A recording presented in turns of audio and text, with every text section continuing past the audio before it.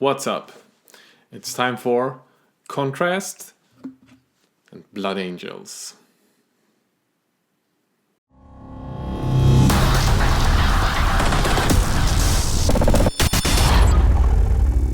We all want to finish our minis with as high quality as possible, as fast as possible. And if you're watching this video, you're probably interested in the contrast paints, or you already bought them and you want to see how you can apply them to your miniature. So I've painted one of these Blood Angels with the contrast paints, and I'm fairly surprised by how easy these are to work with. The first thing we do is just using the contrast paints and making them tabletop level. After that, it's time to step it up a notch, and I'm going to show you how you quite easily can make these contrast miniatures go to the next level, so it's above the tabletop standard. And that's quite quickly done because the base foundation with these contrast paints is so good, so you'll be able to churn it through in no time. Before we start, a quick shout out to Fantasia, who let me borrow their contrast paints for these videos.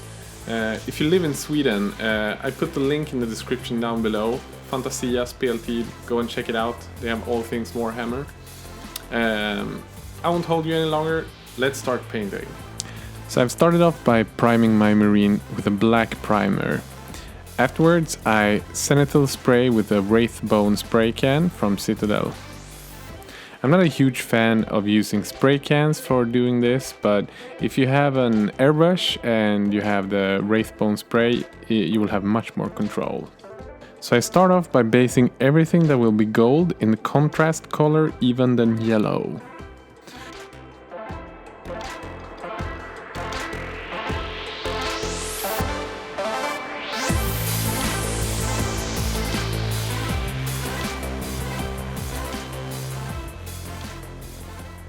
The armor is based with a surprise surprise Blood Angels red.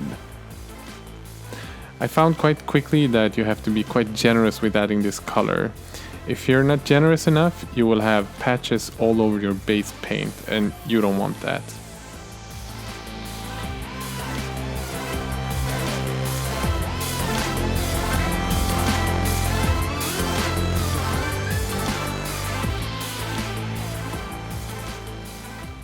Remember to leave all the parts that are not going to be red without any of the red paint. Even the black parts, because you want to have the white kind of working with the paint, so just leave everything but the red armor white.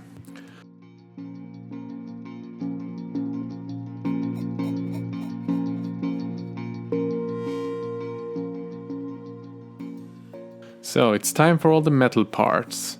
Because it will be a dark black type of metal, I'm using the Black Templar contrast paint.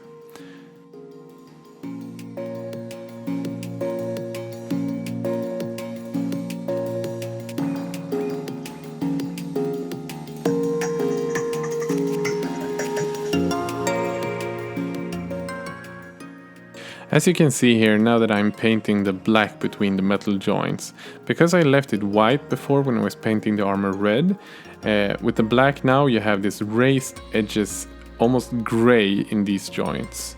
So remember to not spill paints in areas that are not gonna be that color. For the leathery parts, I'm using the contrast paint Snakebite Leather.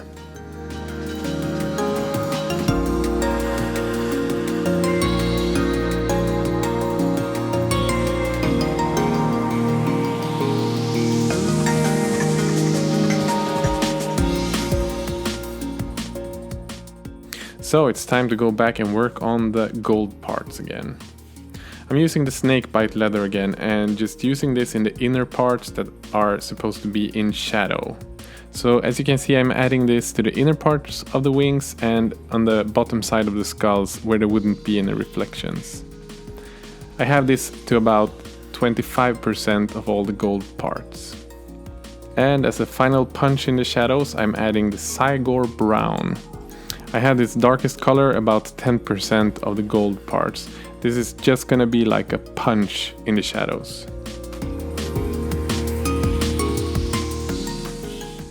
I'm also using this Cygor Brown for the darkest leathery parts, so it's the strap for the weapon and the belt.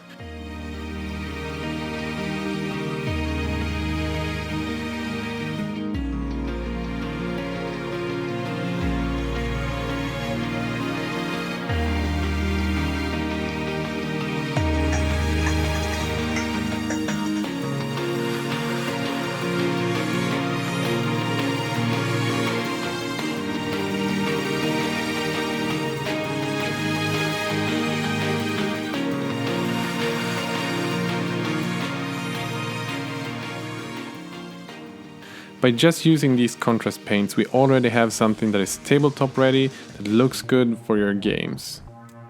But we want to take it to the next level, so it's time to bring out some Citadel paints and give it that extra oomph. The colors I'm using for this is Evil Sun Scarlet, Wild Rider Red, and for the highlight of the red I'm using a Screaming Skull. The weapon parts and the metallics get a highlight of Daemonet Hide. I'm also adding a regular white. This will be sort of a dotted highlight where the light hits. These highlights will be added using the shapes of the miniatures. On the top parts and the volumes where the lights would be reflecting, we're doing this on the top of the forehead, on the shoulder pads. Everything that is round will have the highlight hitting on the top part, and things that are cylindrical will have sort of a line going where it naturally would reflect. So we start with the knee pad here, and we start with Evil Sun's Scarlet.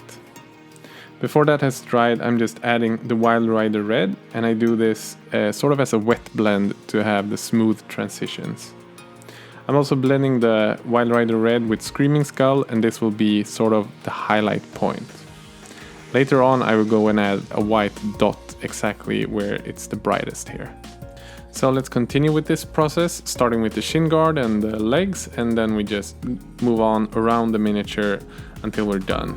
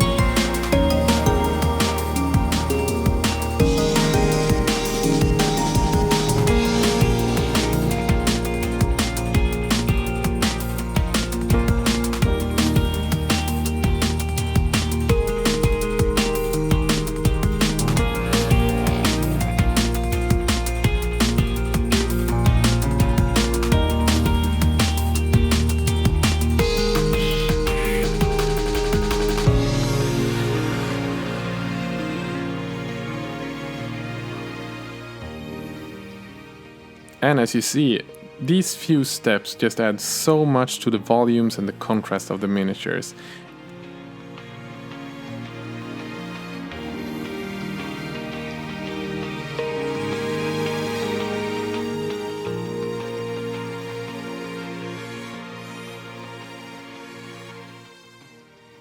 It's time to add the white dots, and these will be, as I said, the hottest point where the light is hitting on the armor.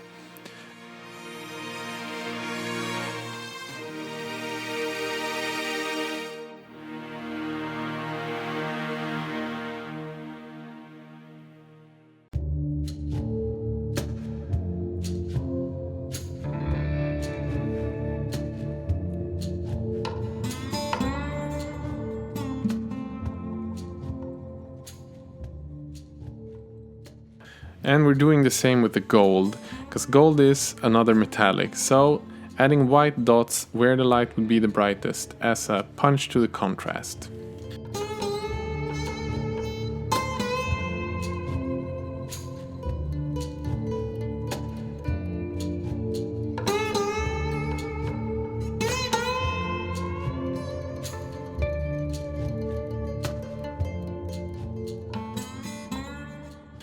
And the first step in highlighting the weapon is using Daemonet Hide.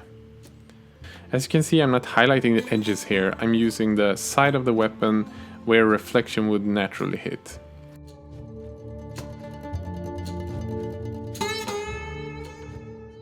After the first highlight, I'm mixing in some white to the Daemonet Hide and just adding another line of this in the center of the first highlight.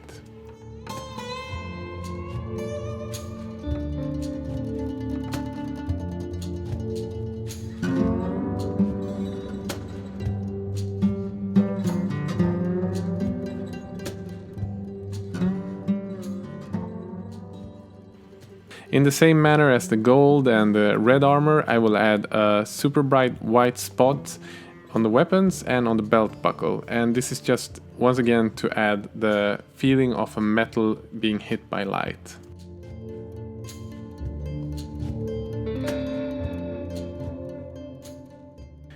If you get a feel for it and have some extra time, you can add scratches all over the armor and the weapon parts just to give it that extra punch once again.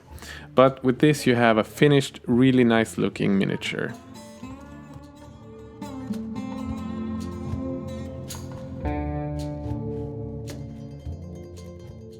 The last detail I'm picking out are the eyes. I'm just painting the center of the eyes with the white and adding the contrast paint a thermic blue.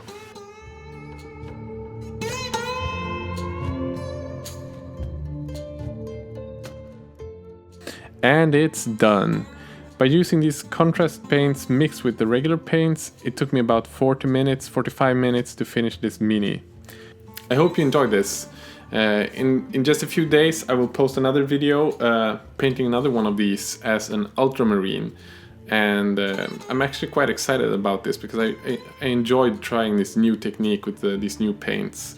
And I will do a non-metallic metal video with one of these Stormcast miniatures. I will dig deep and really try to see if you can achieve this high-end technique with these contrast paints that are actually made to paint just quickly. If you like this video or this type of videos, this channel is filled with wargaming stuff, painting, base building, terrain building.